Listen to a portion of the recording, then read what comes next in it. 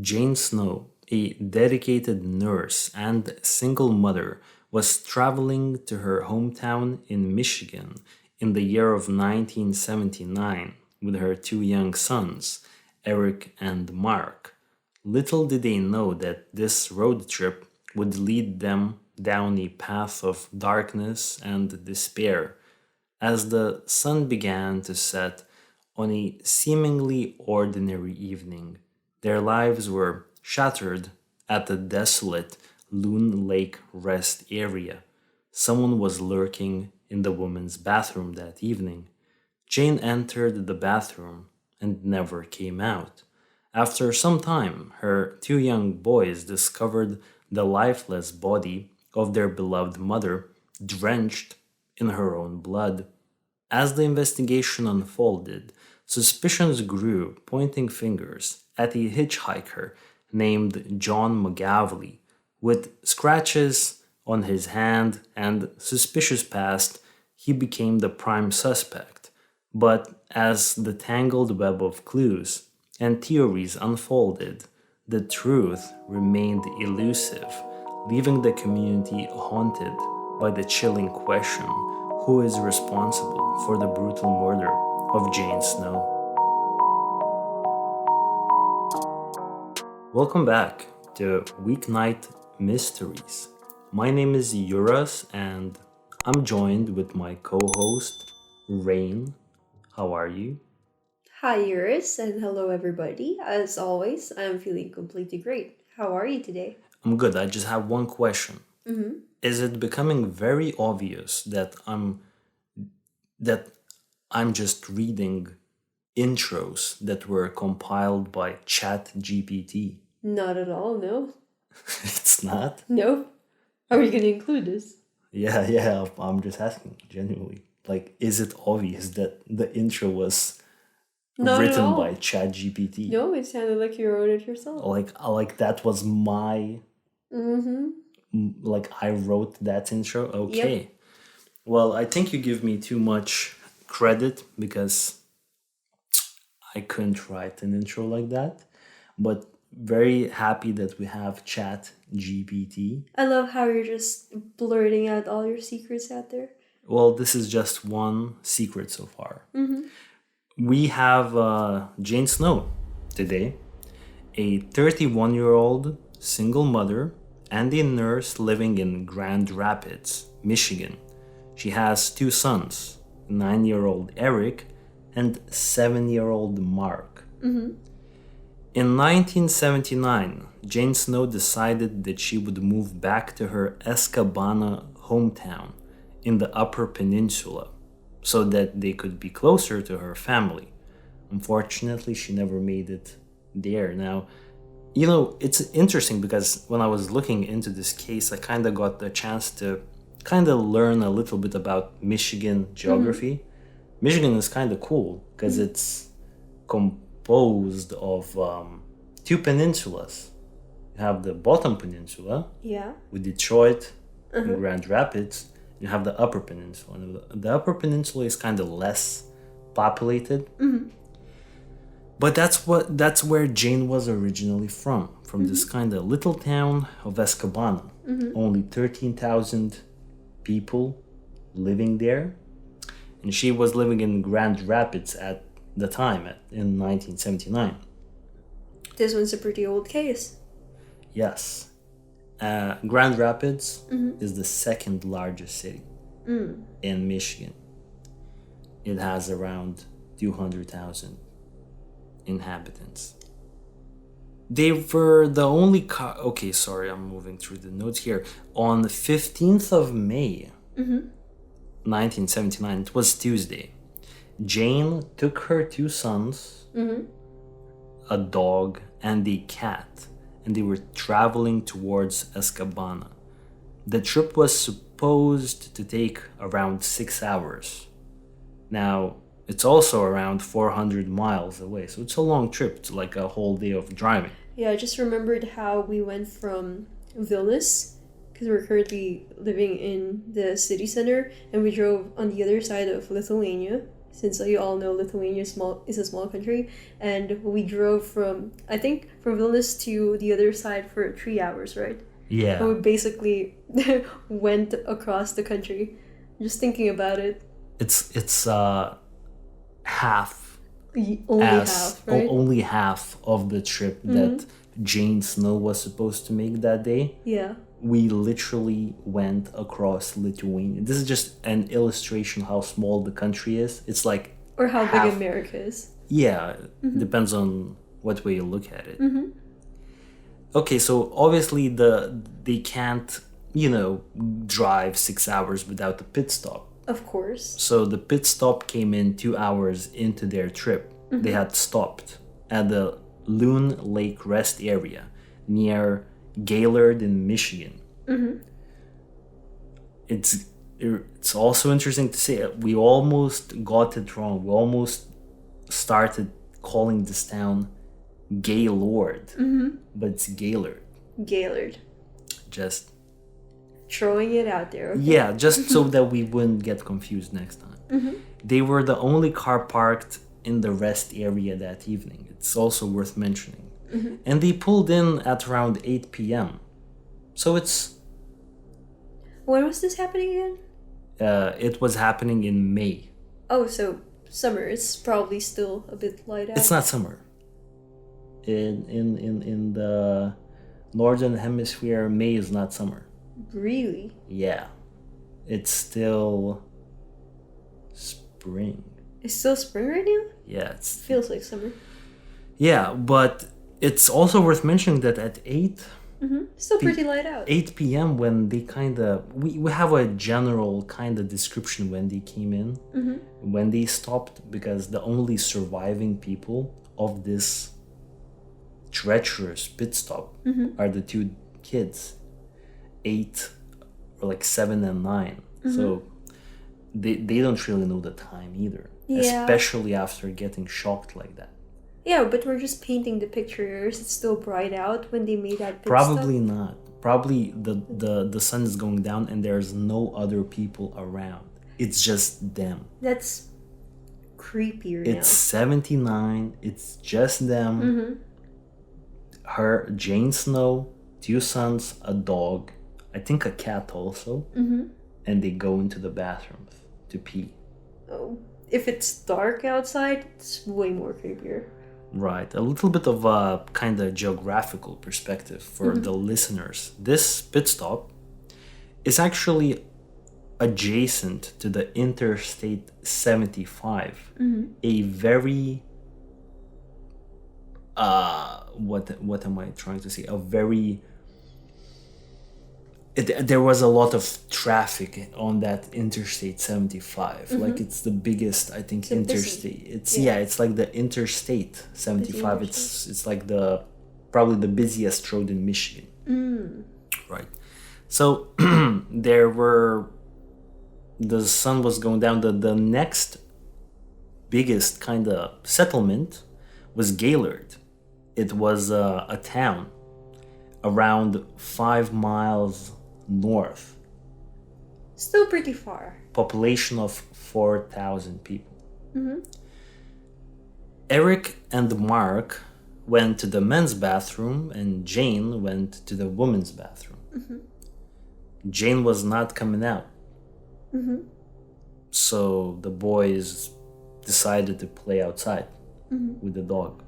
So this probably like 10 minutes in, maybe 15, 20. I have one source saying that they began fooling around by the water nearby. They started throwing rocks at frogs and playing with the dog. Eventually, they ventured into the women's bathroom and found their mother's body, surrounded in her own blood.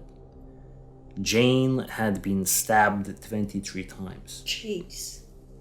The boys, there's like a very sad kind of story or what happened next. One of the boys tried reaching for the phone and they thought that the phone was actually that they needed to have a coin for the phone but because it's 79. but apparently the phone was just not working due to vandalism.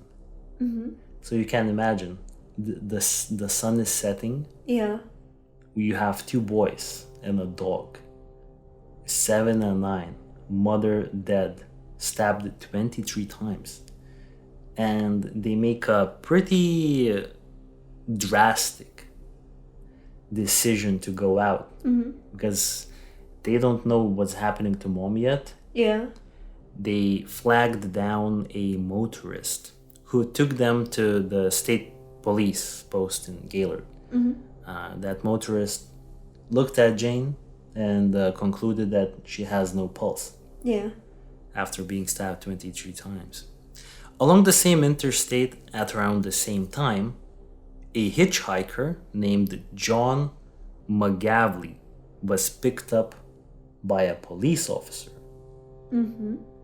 John was picked up by this police officer less than a half a mile away from this rest area. Interesting. I don't know whether it was in the southern direction from the rest area or in the northern direction. Now, the rest area itself is adjacent to the Interstate 75.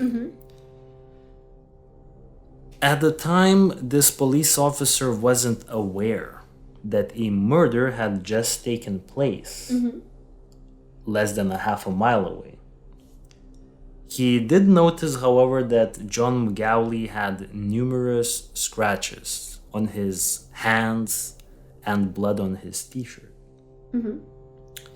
Trooper Eugene Seibel picked up the hitchhiker around 7:25 p.m. Now, I know this is probably contradicting because I said that Jane and the boys pulled up to the pit stop at 8.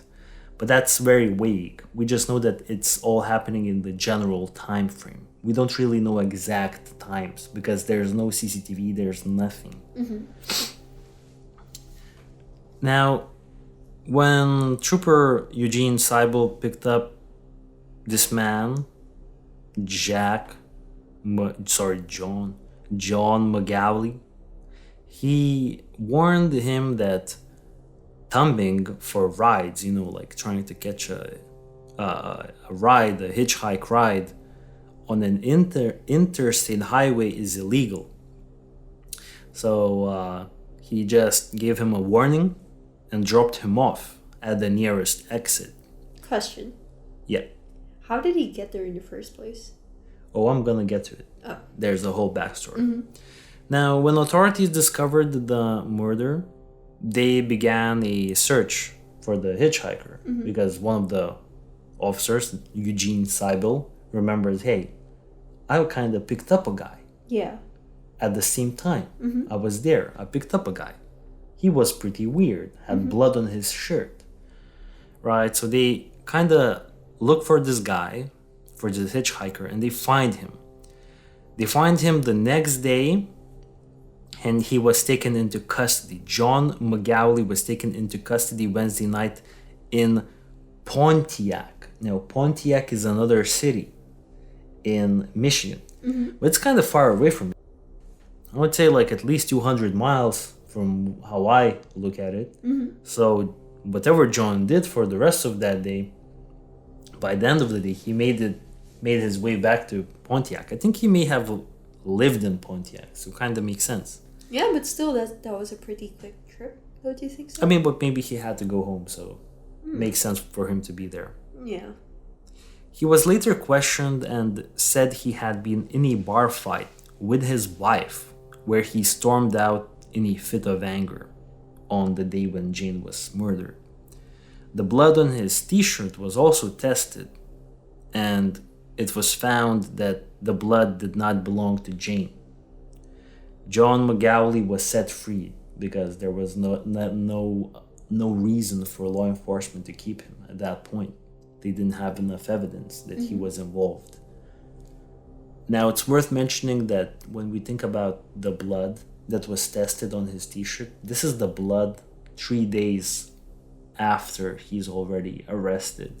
So it's not the same blood potentially that was... Yeah, it could have been anyone else. Yeah, it's worth kind of remembering that he could have potentially already kind of did some sort of prep. Of course. After being picked up again by police in question, McGawley was then extradited to Rhode Island, where he faced bad check charges.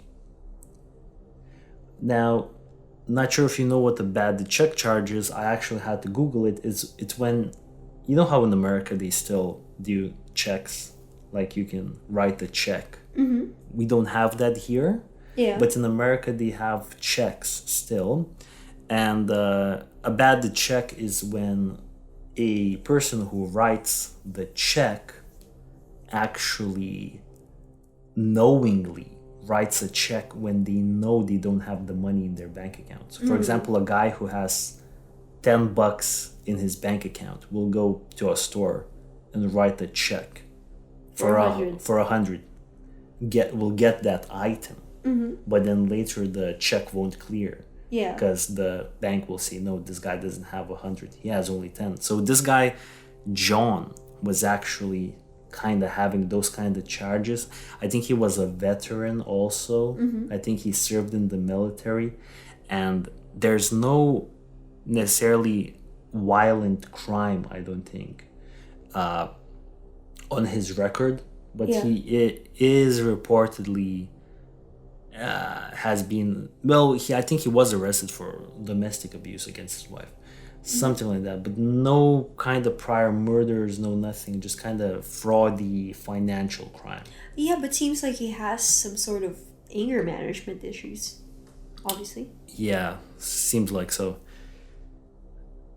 Now, police have never been able to charge this main suspect, John, or anyone with the killing of Jane Snow. Now, after a recent development in the case, police and family have renewed hope that those with information will come forward. The problem here is that I have no idea what this development is. I just read it on an article, and I had no idea what they were talking about.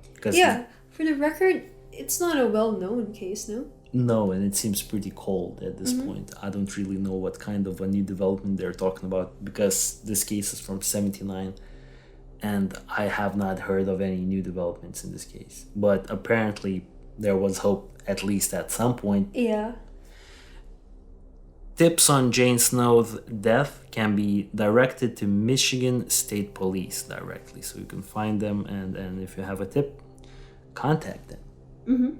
For the record, though, I tried, initially searching for Jane Snow in Google, found something completely different. Yeah. Yeah, me too. Right? I think it was some sort of a sexy adult star from it was TikTok. it was a different Jane Snow. But other than that, your kind of thoughts about everything so far? Well, first of all, it was terrifying. And the kids were probably traumatized, definitely, but they made a very good decision. I mean, come on. You place yourself in that situation, I wouldn't know what to do. Yeah, me neither. Right? Me neither. So the kids were very responsible. Yeah. I'm actually impressed how they kind of even got the right idea to do it, because a killer was on the loose, close by. And they were in an isolated area. Well, not super isolated, but... What sticks out to me, though, is that they didn't hear it. But they were outside, remember? But they went to the bathroom at the same time. And this rest area is small. It's not a big rest area. And they were the only ones there. Yeah. So the women's bathroom and the men's bathroom is very close by. They didn't hear any, and I would assume for Jane Snow, as she got stabbed 23 times, she definitely made noises. Yeah, definitely. Seemed very violent. And they didn't hear anything. Probably, maybe when they were in the bathroom, it wasn't happening still. And then they went out and played around with the dog. And probably that's the time when the attack happened. That's actually an important clue because you could think about this case from two different angles. You could think about the culprit was already lurking in the bathroom and Jane just showed up, Yeah. and maybe this person used the opportunity and attacked, or the person snuck in. So what I'm saying is, if the kids went into the bathroom at the same time and they didn't hear anything happening, Yeah. that would probably mean that a culprit snuck in after the kids already left the bathroom. Because boys probably handle their business quicker. Yeah. Jane Snow would take a bit longer probably. And now they go out. Maybe they don't even use a bathroom. I'm not really sure. This is not like a widely written about case. We don't have that much information. But it's interesting, right? At this point, I feel like it's a good time to take a short break and then delve deeper into the investigation portion of this case. Of course, let's do it. Welcome back. How was the break? Didn't do much. Just drank some water. How was the break for you? Yeah, pretty much the same here. Now let's jump into the investigation portion of the podcast. I want to read a little kind of piece of more information to set the scene. After hearing news reports of the killing, several locals called police to report that they drove by the rest stop that evening and only saw Jane's 1974 Dodge Dart. Area investigators spent 4 days going over the building throughout with tracking dogs and had divers search Lake Loon. They found 3 bloody footprints, one on the bathroom floor and 2 in the dirt outside. No size was given. This is important because now I want you to kind of start thinking about this case from a geographical perspective. Yeah.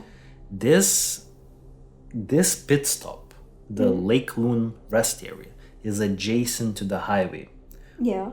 On the other side of this kind of pit stop, there's just forests and the lake called Lake Loon. They found 3 bloody footprints. Two of them were in dirt. So to me, this kind of potentially indicates that the person who killed Jane potentially fled the scene into the wooden kind of dirty area, into the woods. Yeah. John, our main suspect, was hitchhiking on the highway. So it already kind of makes me doubt that John is our guy. Yeah. But we'll get back to this. Just a quick kind of thought for you to kind of digest. So far, I'm thinking it's a homeless person. Ever since you told the story, it kind of screams like there was probably a homeless person, and it was an attack to Jane Snow by like mugging. She was probably mugged. She probably fought. That's a very likely possibility in my opinion. Now I want to... Yeah, because it was a pit stop in the middle of nowhere. Can you imagine just like a homeless person living there, staying there, probably staying in the women's bathroom? And you also said the telephone was not working due to graffiti, right? Not graffiti, but it was vandalism. Yeah, it was smashed. It was smashed in, so that means some people, or a lot of people, are going in and out, trashing the place. Or like violent people. Exactly, violent people. So could it potentially be like a violent person inside the women's bathroom? Could be a man, could be a woman, could be a woman. Just, could it be a potentially... A drifter. Yeah. A homeless drifter who thinks that it's safer to kind of stay in the women's bathroom. But hold your horses. Yeah. Because we have some more stuff here. Okay. Jumping into conclusions way too early. I want to talk a little bit about John McGawley and his day. Because obviously, this is our main guy. We need to talk about what he was doing that day. Yeah. And what we know what he was doing that day. Because we know what he was doing that day. So, John McGawley, he apparently spent the day bar hopping from Onaway and back to Gaylord. Employees in Onaway, another town called Tower, another town called Afton, Indian River, and Wolverine. These are all towns in northern Michigan. The southern peninsula, upper area has these kind of interesting names, right? I think they're like Native American names. And the bar owners basically said that they had quit serving him because of his bizarre behavior. Now I have this map I quickly want you to show you. Yeah. See at the bottom here we have the Loon Lake Rest Area, and these are the towns north. Like all of these are maybe like 30 miles north from Lake Loon, and this is where he was bar hopping, and he was getting kicked out of one bar, then he would somehow appear in another town and get kicked out of that bar. I have no idea how this worked, but somehow he was able to kind of get into multiple bars all day long and get kicked out. Yeah, it's pretty interesting because he didn't have a car, no? He was with his wife, and I have conflicting reports. Some reports state that his wife was driving him around, but then he was also hitchhiking. Let me kind of finish what I have here. At about 6:30 p.m., after being kicked out of a bar in Indian River, which is 30 miles north from the Lake Loon area. So he was an hour before, and 1 hour before Jane was killed, he was 30 miles north. That's something we know. So if he did kill Jane Snow, he only had 1 hour to appear there. I would say that's a pretty tight schedule. 30 miles. 30 miles and then appear in that area like that. Sneak in. Kill someone like that. And then hitchhike somewhere. Looked to me like he had a lot of different kind of... Like he was drinking all day. Doesn't look to me like he was out to kill anyone. Yeah. I agree with you. It looks like the timeline kind of... I mean, it's very circumstantial, don't get me wrong, but I have my doubts about this guy's involvement here. Let me finish, okay? I have really quickly want to kind of go over what we have here. He got kicked out at 6:30 p.m. from a bar, 30 miles north. He walked up the I-75 on ramp and hitched a ride. Now, this source doesn't tell us where, south or north, but I would assume south, because he somehow got super close to that area. Like an hour later, the bartender at the last bar that he was confirmed at, which is Indian River in that town, discovered that a knife used to slice onions near John's table was missing, almost implying that he took the knife. And Jane Snow was stabbed a lot. Now I wanna bring in this fact that the knife that was used to kill Jane Snow was never recovered. So, because if they did recover it, it would be very easy to like confirm whether it's the same knife from the bar. And yeah, but couldn't they have measured the sizes of the wound? Oh yeah, they could. The length. Yeah, that's actually a good point, and I have no idea if they did that. I would assume they did it. You know what I mean? Oh, probably. All right. Because if it's a bar knife, it would probably be, I don't know, shorter in length. That's true. Yeah. Okay, John McGawley is the only suspect ever identified in the case. He had a criminal history and was wanted for check fraud at the time of the incident. He also had charges of domestic violence against his wife. On the night of the murder, John was drinking at multiple bars with his wife. Now, bars were located in separate towns north from Lake Loon Rest Area. We already talked about that.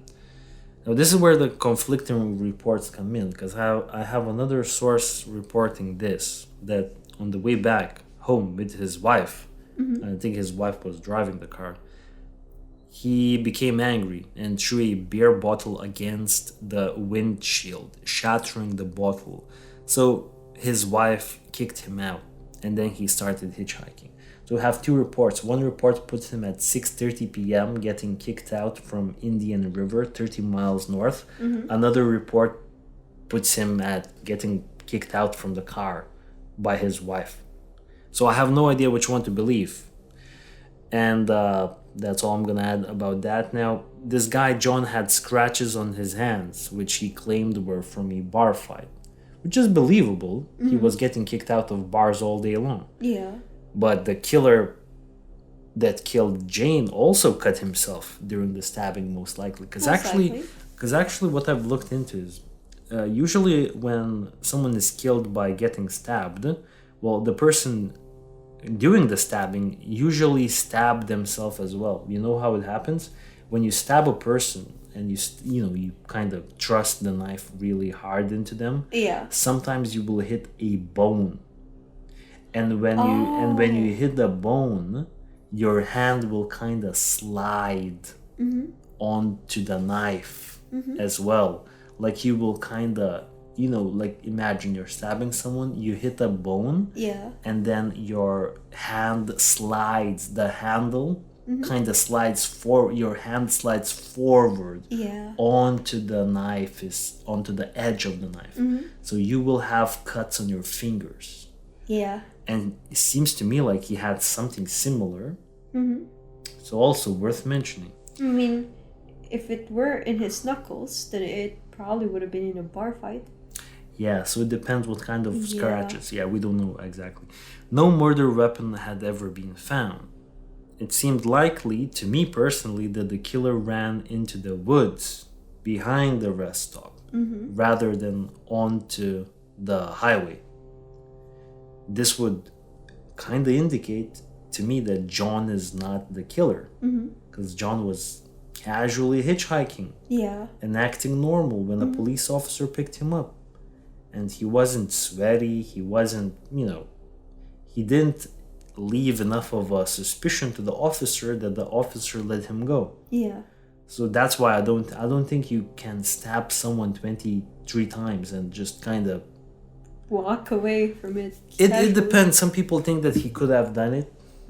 Some people think that when you're a psychopath, you can act like that, but it just seems unlikely to me, just from the fact that I just don't think this person went onto the highway. Because I looked at the map, and just the map suggests to me that it's way more convenient to go into the woods rather than go on the highway. Yeah. As for me, it feels like a bit of a stretch. He's bar hopping 30 miles away. Yeah. And his wife probably drove him in an hour and he ended up at a pit stop. And then immediately killed someone with the knife that he stole from Indian River bar. Or he was bar hopping, he hitchhiked or took a bus to a pit stop, did the killing, and then went on another hitchhike. Yeah, it's a stretch for me as well. The motive behind the murder remains unclear because the body was fully clothed and the money was still in Jean's handbag. It was not touched. Interesting. The killer was most likely familiar with the area and likely planned the murder meticulously. But this is something that I've read somewhere, so I'm not sure if I follow along with that reasoning, because I still think it could have been a drifter who was just living there. But I'll bring some other characters soon, so a couple more in a bit. The killer may have hidden a dirt bike near the rest stop and practiced the crime beforehand. This is, once again, there was no visible exit of the crime scene. This is important. Yeah. So whoever killed Jane didn't leave didn't leave a lot of tracks behind. Other, I guess, than those bloody footprints. Yeah. There's a good chance that the killer was from Gaylord, because Gaylord is the only significant place with people living. What do you close think by. about this information? What do you mean? Do you think the killer is actually from that town?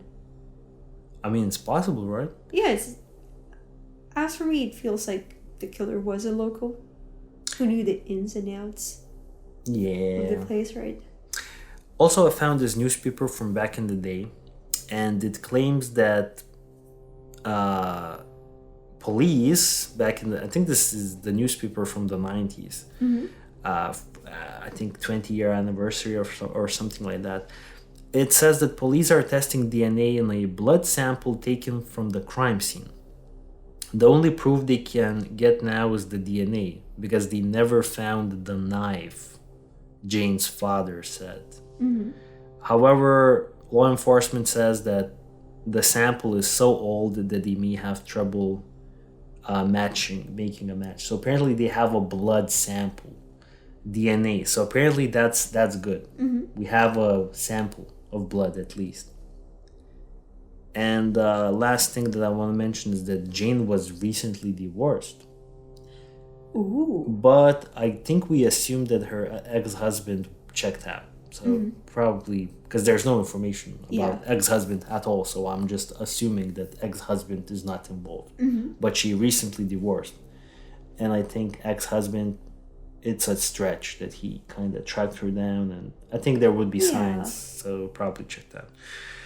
Okay, so that's the end of the kind of investigative portion. So I want to jump to the theories. Let's go for it. Want to talk about it. Yeah. So the first theory is that John McGawley murdered Jane, and there's things that are working against this and for this claim. So I want to bring both sides to you. So something that works in favor of this theory is that he had numerous scratches on his hands and blood on his t-shirt, which is kind of weird. Yeah. He Definitely. was close by, less than a half a mile away, at the same time, and had a pretty violent day and was acting bizarre, and was a known criminal, or at least known to law enforcement, with active charges against him and a violent domestic violence charges against his wife. So that's pretty bad when you think about it. Really It's bad. pretty bad, right? Then most of his charges are fraud and larceny, so not necessarily this type of stuff. His cellmate, later when he got incarcerated, because guys like this, they don't really stay free for long, right? He got incarcerated one way or another. Later, his cellmate confessed. So he had a cellmate, and the cellmate claimed that he had confessed to the murder, and that allegedly he was trying to steal her car, but stabbed Jane as she fought back. So he was in there a. we go. However, this cellmate has a very bad reputation. It's a low reputation guy, because almost like the next day he kind of tried to escape the prison. He was some crazy prisoner. Oh. So we need to take the word of a crazy prisoner here. So Not super reliable. Yeah, probably not the most reliable guy in the world, right? Now the blood was not from Jane Snow.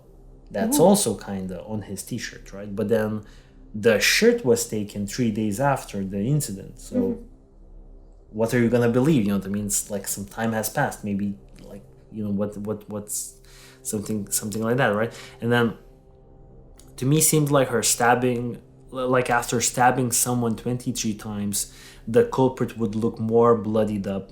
Also, looking from the area, it doesn't make sense for me that the culprit went straight on the highway after killing. Like, imagine you kind of killed someone in an empty rest area adjacent to the highway. You know that this is gonna get hot. Yeah, and you remember the bloody footprints. Exactly.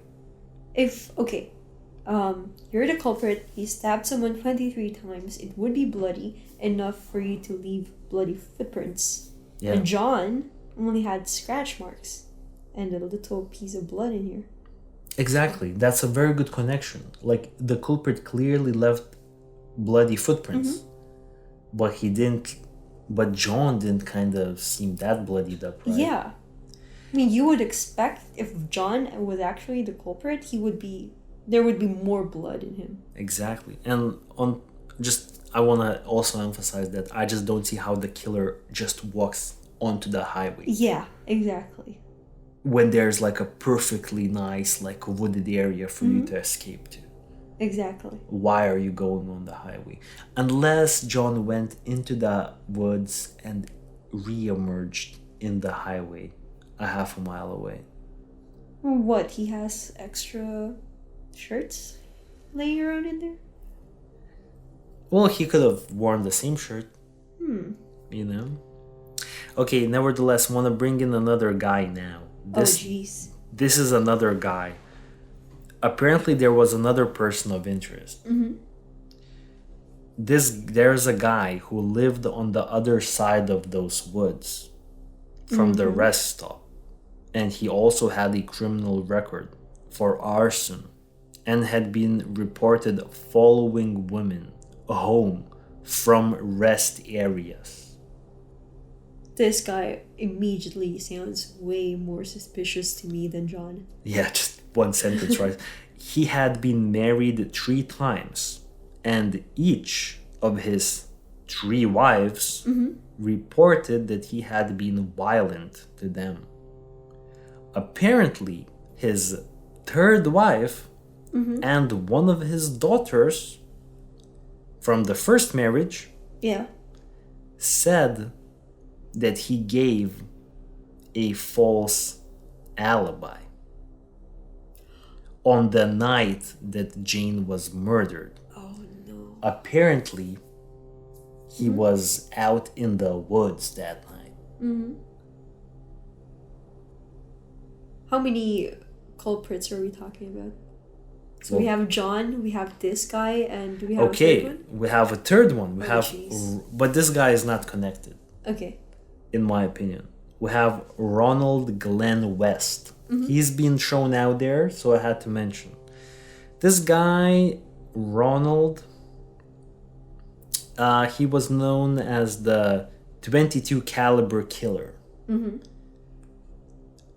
I did look into him, and he killed some women in the Toronto neighborhoods in the year of 1970. And he was connected to another potential crime that happened nearby, but pardon me, I didn't do my research here or didn't prepare that much about him, because I just looked at it. Doesn't add up. This guy you always uses a gun. Yeah, 22 caliber. And his murders happened in Canada. The only connected murder that happened in Canada 9 years ago. But he's a violent individual, also roaming around that kind of Northern American Northeast area. So we have to mention. Yeah, but if Jane was shot, then... Yeah, well, obviously she's not shot. Yeah. So would this guy change his MO for Jane? I mean, who knows, right? And so this is how I'm going. Oh, and we have another guy. Oh no! How many guys are there? Last guy. Yeah, okay. You know who it is? Who? This is someone's dad from Web Sleuth. Oh wow! Because this guy named Richard on Web Sleuth back in 2022, so in April of last year, said, "My dad killed Miss Snow, and possibly others. All have things in common.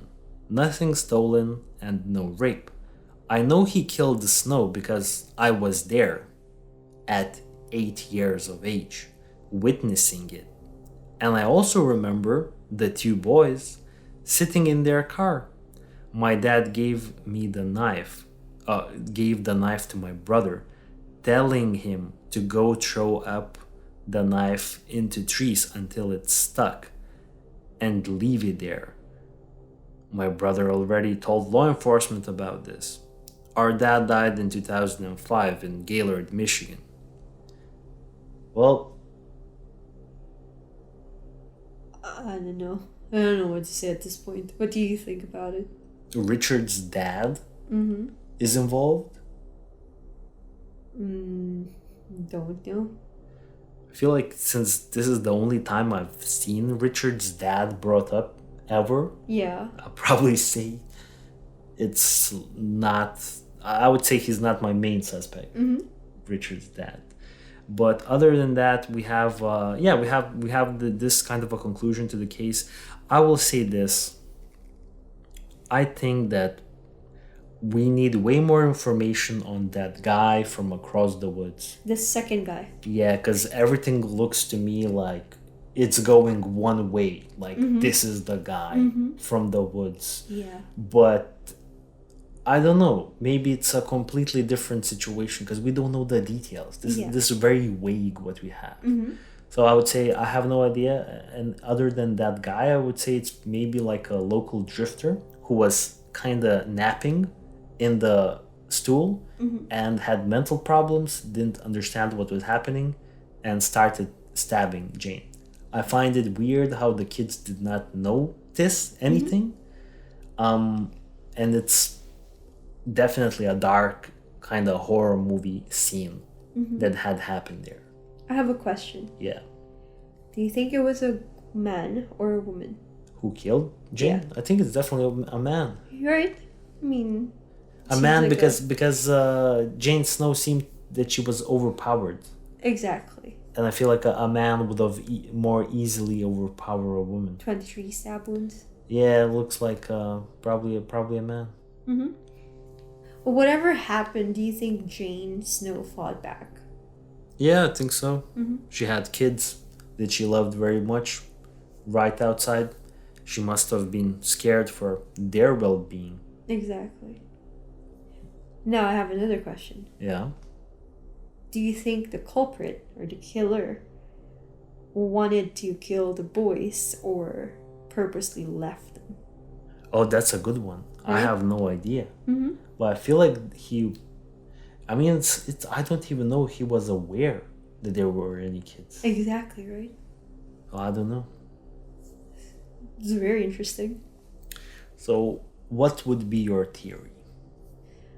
I'm betting my money on the second guy. I'm not gonna lie. The woods person? Yeah, he was very suspicious. Or, you're right, it could be a drifter who was just staying in the place, I don't know, just waiting for someone to mug. Yeah. Jane was there, fought back for her kids. Things got violent. Yeah. Well, I think we had a great discussion. But I do think if it happened maybe during the 2000s, it would have been solved. Yeah, because now there's cameras, CCTV. It's one of those cases that unfortunately it happened too early. Yeah. And DNA testing would have been more advanced. Yeah, definitely. Yeah. Well, I think it's a good time to wrap it up. Yeah, Was a good show, it was. and we will catch our audience. Wait, you forgot to ask. Yeah. What are their thoughts about Oh it? yeah, leave our comments, of course. Yeah. Who do you think the culprit was? Yeah, no, I'm just using the tactic. I was looking at like podcast tips, and one of the tips Okay, was goodbye, to guys. no, one of the tips was to kind of end abruptly so that you guys wouldn't already start looking for other stuff to listen to. So actually just listen to all of our podcasts. Don't go searching for other podcasts. Yeah, and wait for some more. A lot more podcasts Yeah. are incoming. Yes. All right. But on a serious note, please let us know what happened. What do you think happened? And we'll catch you on the next one, of course. And we had a great time recording today in our studio here. And we'll catch you on the next one. Peace out. See ya. Bye. Bye.